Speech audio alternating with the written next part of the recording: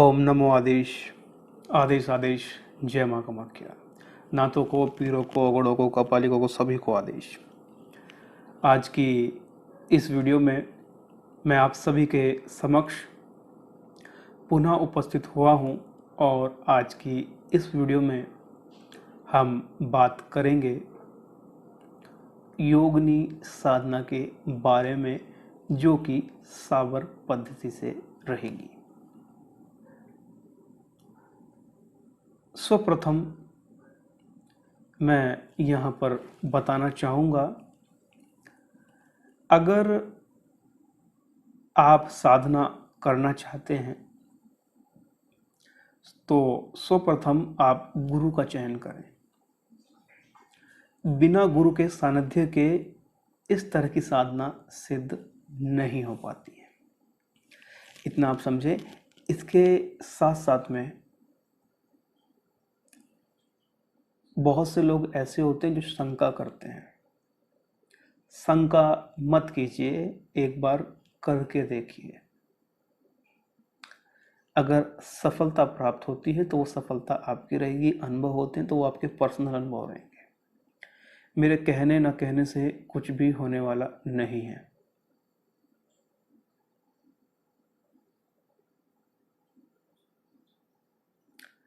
तो आज इस वीडियो के माध्यम से हम बात करेंगे योगनी साधना के बारे में।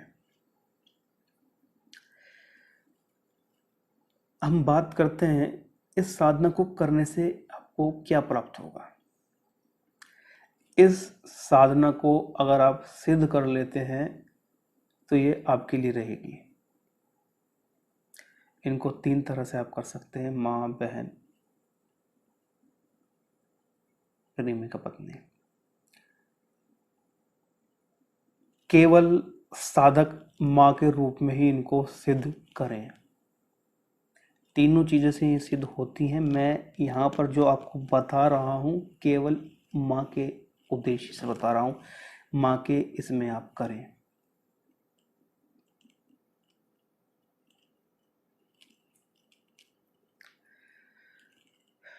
इस साधना को अगर आप सिद्ध कर लेते हैं तो इंफॉर्मेशन, जानकारी आपको प्राप्त होने लगती है। इस शक्ति के माध्यम से आप कोई भी जानकारी प्राप्त कर सकते हैं, क्योंकि योगिनी उच्च कोटि की रहती हैं और बहुत ही शक्तिशाली रहती हैं। अगर आप योगिनियों के बारे में जानना चाहते हैं तो हमारी एक वीडियो है, वो आप देख सकते हैं। इस शक्ति के माध्यम से आप अनेक प्रकार की साधनाओं की विधियां प्राप्त कर सकते हैं। और अगर आपके पास में कोई मंत्र है और आपको समझ में नहीं आ रहा है इसकी क्या विधि रहेगी, इसमें क्या भोग रहेगा, तो इस शक्ति के माध्यम से वो जानकारी प्राप्त आप कर सकते हैं।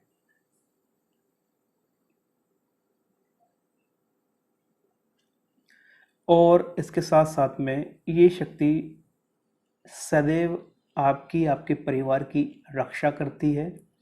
और ऐसा साधक अगर इस शक्ति को सिद्ध कर लेता है तो उसे अन्य मंत्रों की सिद्धि करने की कोई भी आवश्यकता नहीं है, कोई भी साबर मंत्र सिद्ध करने की आवश्यकता नहीं है। केवल इस शक्ति के माध्यम से वो सभी कार्य कर सकता है, भले वो कोई तंत्र काट हो या कोई तंत्र का कार्य हो। मैं यहाँ पर आपको ये नहीं कह रहा कि षटकर्म, जमीन का धन, ये वो सभी चीज़ों में ये पारंगत है। कुछ नियम होते हैं इस साधना के, वो आपको समझ लेना चाहिए। परंतु सबसे पहले आप ये समझें, इस साधना को पूर्णिमा, अमावस्या या फिर रवि पुष्प के दिन आप कर सकते हैं। यह साधना 21 दिन, 7 दिन, 41 दिन, 51 दिन की साधना रहती है। और इसका ये नियम है, अगर आप इसे करने की सोच रहे हैं और अगर आपके गुरु ने आपको 7 दिन की यह साधना कही है, तो जब आप साधना करना शुरू करेंगे तो जो आपकी साधना का 7वां दिन रहेगा वो या तो अमावस्या का दिन हो, पूर्णिमा का हो, ये आप ध्यान रखें, होना चाहिए। ये साधना का नियम है। ऐसा नहीं है कि किसी भी दिन से आप इसको कर लेंगे, ऐसा नहीं है।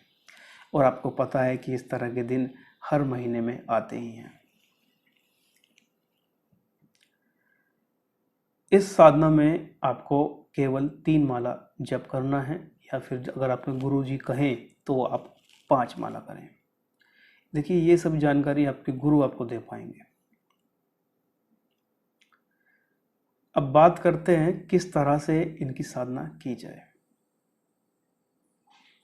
जिस दिन से आप साधना शुरू कर रहे हैं, आप रात्रि में एक ऐसे एकांत स्थान पर जाएं जहां पर आप ये साधना कर सकें, देखे ना, रोके ना, टोके ना कोई आपको व्यक्ति। यह प्रयोग आप शमशान में भी कर सकते हैं, क्योंकि सुरक्षा घेरे में ये साधना रहेगी।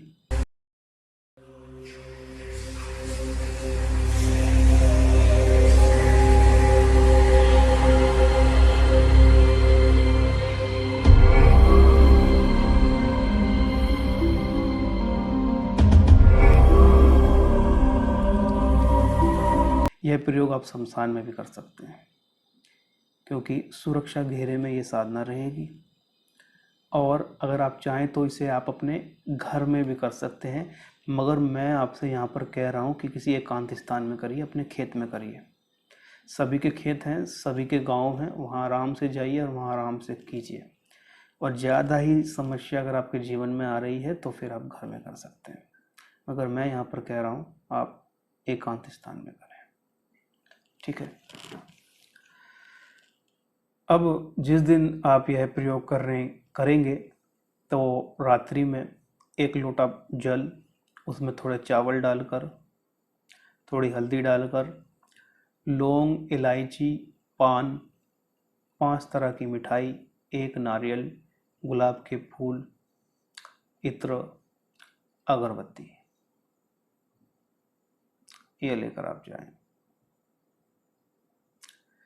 जिस स्थान पर कर रहे हैं उस स्थान को थोड़ा साफ कर लें, चप्पल साइड में उतार दें, उस स्थान को प्रणाम करें, वहाँ पर जल छिड़कें, चावल हल्दी छिड़कें। ठीक है। कपड़े इसमें आप या तो सफ़ेद पहनिए, पीले पहनिए, लाल पहनिए। उस स्थान को प्रणाम करके प्रार्थना करनी है कि इस स्थान पर जो भी शक्ति है उसको मैं हाथ जोड़कर प्रणाम करता हूँ, और मैं ये वाली साधना करना चाह रहा हूँ, इसमें आप मुझे परमिशन दें, स्वीकृति दें। ठीक है। और आप इसमें मेरी मदद करें सफलता में। ठीक है, ये साधना मेरी फलीभूत हो जाए। ठीक है। तो वो जो शक्ति है, मतलब जो स्थान में अगर जो शक्ति रहेगी दृश्य रूप में, उसके नाम की अगरबत्ती, उस स्थान की शक्ति के नाम की 2 अगरबत्ती साइड में लगा देनी है, साइड में। इतना करने के बाद में अब योगिनी साधना आपको शुरू करनी है। अच्छे से एक घेरा लगाएं बड़ा, 7 बार मंत्र पढ़ेंगे, 7 बार मंत्र चाकू पर फूकेंगे, लोहे की कील पर, और अच्छे से घेरा लगा लेंगे। अपने शरीर पर मंत्र फूकेंगे। आसन आपका सफ़ेद लाल, या फिर सफ़ेद लाल ही रखिए आप। ठीक है। कपड़े आपको मैंने बता दिए हैं, सफ़ेद लाल पीले। अगर आपने सफ़ेद कपड़े पहने हैं तो सफ़ेद ही आसन रहेगा आपका, लाल पहने तो लाल आसन रहेगा, ये याद रखें। इसके साथ में आपके पास में एक लाल कलर की, लाल रंग की साड़ी होनी अति आवश्यक है। लाल रहे या फिर आप सफ़ेद भी रख सकते हैं। ठीक है। इतना करने के बाद में अच्छे से दिया अगरबत्ती करें, सरसों के तेल का दिया जलाएं। मिट्टी का दिया आपको रख लेना है, और सरसों का तेल रहेगा, फूल रहेंगे, गुलाब के, नारियल रहेंगे, अगरबत्ती रहेंगी, वो सब आप जला लें। और मिठाई वगैरह आप सामने रखें, नारियल वगैरह रखें। और ये जो जल का लोटा मैंने आपको बताया था, जब आप वहाँ पे अच्छे से साफ़ करते हैं तो जल को अच्छे से छिड़क लेंगे आप। ठीक है। वहाँ पर आप चावल हल्दी छिड़क लेंगे, उस स्थानीय शक्ति के नाम की अगरबत्ती लगा देंगे, घेरा बना देंगे, सभी सामग्री दिया अगरबत्ती लगा देंगे, बैठ जाएंगे आसन पर। माला आपकी रहेगी लाल चंदन की माला आपकी रहेगी। लाल चंदन की माला आपको आवश्यकता इसमें पड़ेगी। मंत्र जप आपको 3 माला, 5 माला या 1 माला भी आप कर सकते हैं, वो आपके गुरु आपको बताएंगे। पूर्ण एकाग्रता से अपनी इंद्रियों को बंद करते हुए आपको मंत्र जप करना है। जप काल में बहुत सी हलचल, बहुत सी आवाजें आपको सुनाई देंगी, उन पर आपको ध्यान नहीं देना है। आपको निरंतर जप करते रहना है। मैं यहाँ पर योगिनी साधना आपको बता रहा हूँ। अब बहुत ही सौम्य विधि ये है, कहीं पर भी आपको जानने को समझने को नहीं मिलेगी। लोग बहुत सी पुस्तकों में लिख देते हैं, आप उठा लीजिए कोई प्राचीन इंद्रजाल, सब उसमें गलत मंत्र रहते हैं कि किसी पेड़ के नीचे बैठ जाइए और 121 मंत्र जाप करिए, वो शक्ति आ जाएगी। वो शक्ति तो आ जाएगी, क्या वचन रहेंगे, क्या भोग रहेगा, किस तरह से सुरक्षा की जाएगी, वो समझने वाली बात है। तो ऐसे कोई पॉकेट बुक्स टाइप की तरह की साधना ना करें, आपको लेने के देने पड़ सकते हैं। अभी अब से लगभग 2.5 साल पहले हमारे पास में एक साधक आए थे।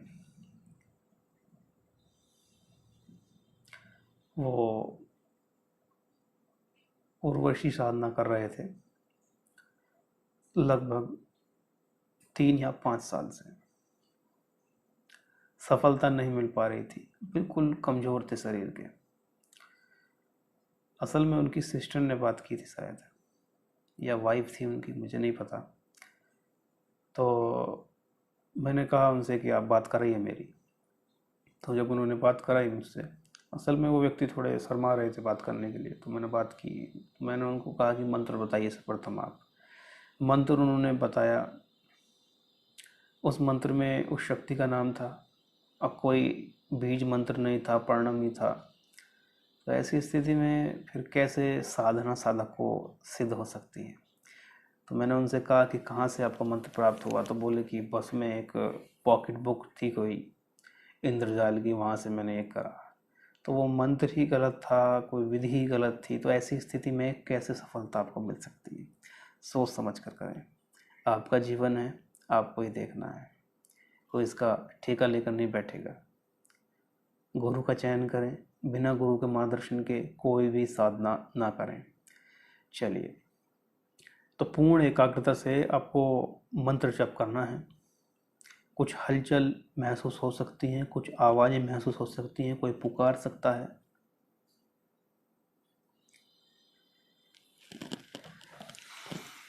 अभी तक कुछ साधक इस प्रयोग को सिद्ध कर चुके हैं, और इस प्रयोग को कुछ साधक ऐसे थे जिन्होंने इसको खेत में किया था, पूर्ण रूप से उनको सफलता प्राप्त हुई। और इस प्रयोग में जब आप करते हैं, जब मंत्र जप करते हैं, तो कभी कभी आपके कान में आवाज़ें गूंजने लगती हैं। ऐसी स्थिति में व्यक्ति थोड़ा भटक सकता है। पूर्ण एकाग्रता से मंत्र जप करें। मंत्र जप करते समय आपको ऐसा लगेगा कि कोई शक्ति आपके चारों तरफ चक्कर काट रही है। एक आवाज़ आपको चक्कर काटने की आएगी, कुछ छम छम की भी आवाज़ आपको आ सकती है, सुगंध की खुशबू तो आती ही आती है। इतने में जो मंत्र जप आपको कहा था करने को, जब आप वो पूरा कर लेंगे, जितनी माला आपको कही थी, तो उसके बाद में आप धीरे धीरे अपनी इंद्रियों को खोलेंगे। तो वहाँ पे आपको शक्ति अगर दिखती है तो आप वचन में ले सकते हैं, और अगर आपको शक्ति नहीं दिखती है तो आप अपनी इंद्रियां बंद करके फिर मंत्र जप करना शुरू करें। ठीक है, यह प्रयोग आपको रात्रि के 10:30 बजे या फिर 11 बजे के बाद में आप कर सकते हैं। ये आपको रोज करना है। घेरा रक्षा मंत्र रोज लगाना है। तो जैसे ही आपको स्पष्ट रूप से आवाज़ सुनाई दे, कौन हो तुम, कहाँ से आए हो, क्यों बुलाया है मुझे, इस तरह की अगर आपको आवाज़ें सुनाई दें, तो आप इंद्रियां खोलिए, अपनी आंखों को खोलिए और उस शक्ति को प्रणाम करिए। वो शक्ति जब आपसे कहे कि क्यों बुलाया है, क्या चाहते हैं, तो आप कहें कि मैं जन कल्याण करना चाहता हूँ, लोगों की सहायता मदद करना चाहता हूँ, इसलिए आपको माँ के रूप में सिद्ध करना चाहता हूँ, आपकी कृपा प्राप्त करना चाहता हूँ। अगर आप मुझे पुत्र के रूप में स्वीकार करती हैं तो मुझे आप दीजिए, 3 वचन दीजिए। वचन वही रहेंगे, स्थान, बुलाऊं, रक्षा, ठीक है। उस विषय में आपके गुरु आपको बताएंगे, ठीक है। बहन और पत्नी, उसमें आप ना करें, मैं आपको यहाँ पर सलाह नहीं दूंगा। जब आपको वो वचन दे दें तब उनको आप जो साड़ी थी वो साड़ी भेंट करें, उनका आशीर्वाद लें, और 1 या 2 वचन वो आपसे भी लेंगी।